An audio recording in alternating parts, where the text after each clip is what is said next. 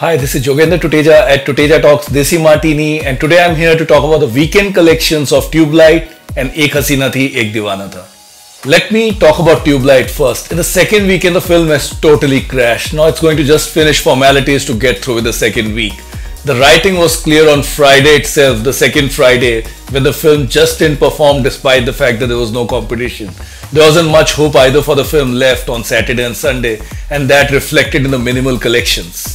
Now, if one compares it with the second and the third highest grossers of the year, Jolly LLB and Badrinath Ki Dulhaniya, they had the lifetime collections of around 117 and 116 crore respectively.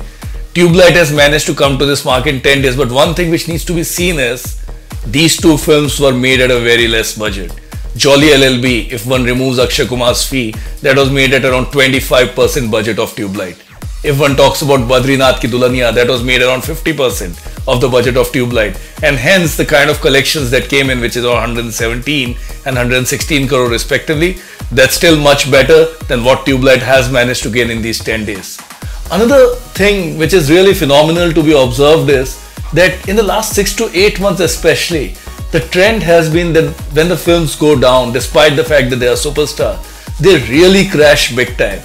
Earlier when films used to drop, say on a Monday or a Tuesday, the crashes used to be like 50, 60, 70% at max. Now it is turning out to be 80%, 90% drops.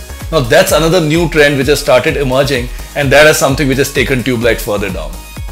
Let me talk about the new release of the week, Ek Haseena Thi, Ek Deewana Tha. The film just did not grow at all over the weekend. It was pretty much known as well. That trend was pretty much expected when on Friday the collection stayed under the 25 lakh mark.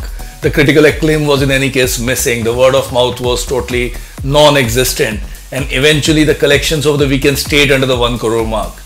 Producer-director Sunil Darshan returned to filmmaking 10 years after Shakalaka Boom Boom, but I'm very sure that even he would be disappointed with the kind of disastrous fate that the film has seen commercially at the box office. The film's budget is low, which should help contain the losses, but when it comes to the theatrical business, this one is a disappointment. This is Jogendra Tuteja signing off from Tuteja Talks Desimartini. I'll come back to you again next week with the latest box office updates of the new films.